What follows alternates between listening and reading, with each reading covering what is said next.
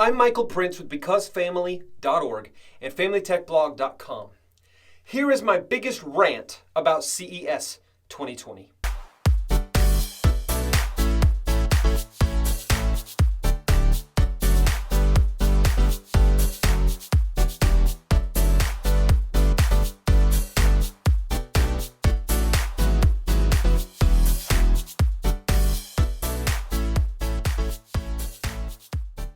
I spent 5 days walking around the showroom floor and attending conference sessions at CES 2020, the largest trade show in the world centered around technology.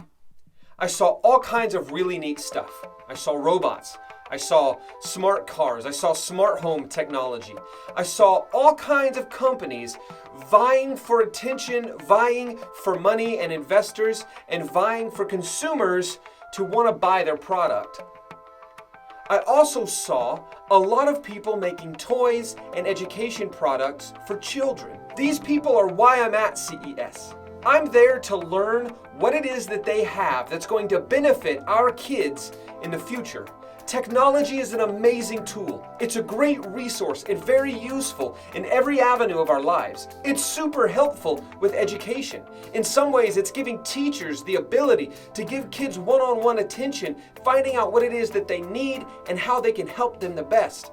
In other ways, it's giving kids who wouldn't have an opportunity to see certain things a way to see those things through augmented reality or virtual reality. Technology is really helping our kids play in a more effective way, teaching them different skills and things that they need to learn while they play. Our kids are being called tech fluid, meaning they will go in and out of using technology throughout the day without thinking about the amount of time they're spending on either thing. This is just the way it is. We live in a technology-centric world and it's getting more and more tech-centric. I'm not stupid enough to say that that's not the case. Here's what I am going to say though. I heard a lot of mixed messages at CES 2020 this year, especially at the Family Tech Summit put on by Living in Digital Times. So the Family Tech Summit and Kids at Play is something I've gone to for the past 3 years.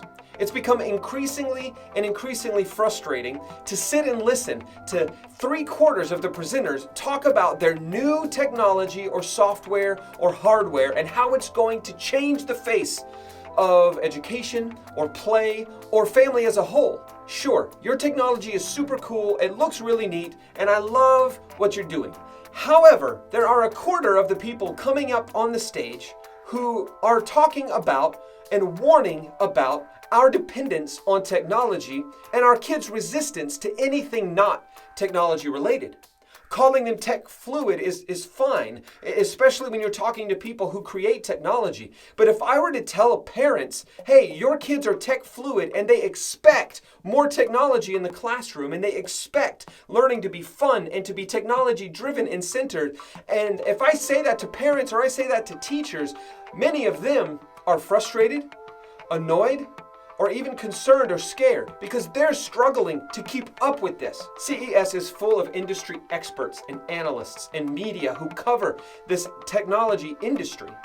When I walk into this place, I feel a little bit like an outsider because I'm there with a little bit of an apprehensive attitude towards everything that I see for the most part. I sit through the Family Tech Summit, I listen to them tell us about how their new smartwatch is going to change everything, and I roll my eyes going, it's just another thing that is doing exactly what we've been doing for the past 10 years. But I'm walking into Family Tech Summit expecting to hear about what is best for my kids.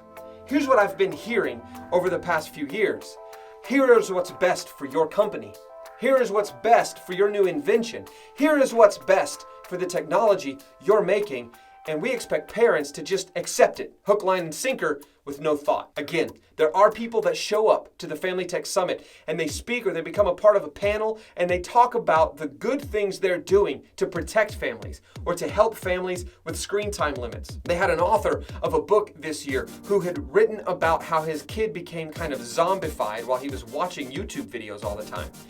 He was up there next to somebody who had developed a smartwatch that keeps track of your steps so that you get rewarded. Every time you get 1,000 steps, you get a coin you can spend on physical, tangible things you can purchase, things like accessories for the watch. And they were up there for 10 minutes talking about how to be careful with how much technology you use. And right after them came a guy who told us about how we all need to accept these voice assistants and smart speakers because they're the new wave of technology and our kids are using them and they want to use them and they love them. There is no learning curve on how to use a smart speaker. You just speak to it like you do everyone else. And he even went as far as to say he doesn't believe in the screen time limits myth.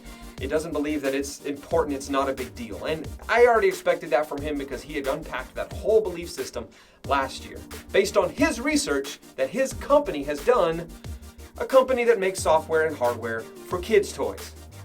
Go figure. Here's what I'm saying. There are good people in the tech industry trying to help our kids be safe.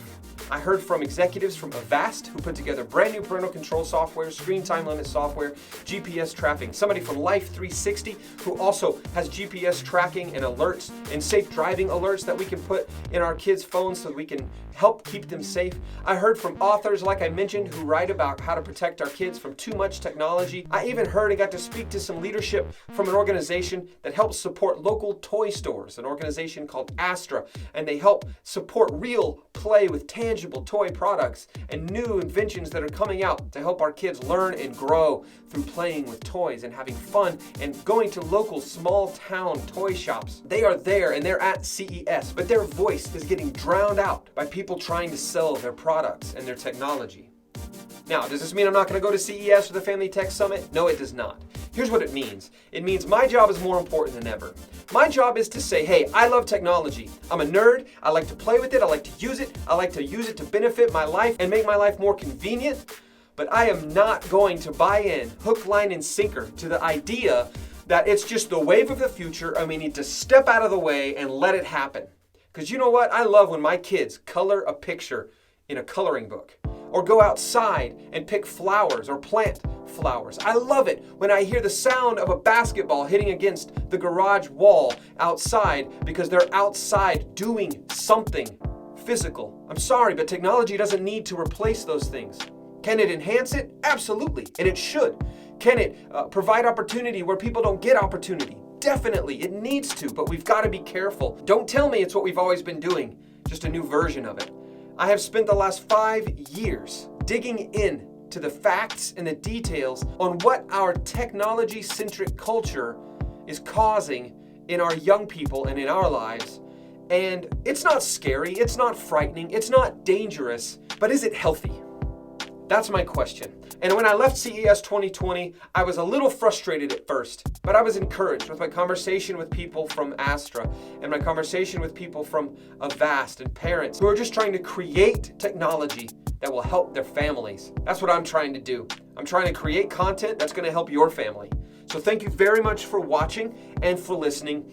Excuse the rant, but I walked away from CES feeling like my job is to understand what the industry is doing and communicate it to you in the way that I think is most effective. And this is what I really think was the main theme coming out of CES 2020 this year as far as families and technology. Thank you again for watching and for listening. I'm Michael Prince with becausefamily.org and familytechblog.com. Please visit becausefamily.org/partnership to sign up to support our content. Help us keep making videos to protect children and teenagers by bridging the technology gap between them and their parents.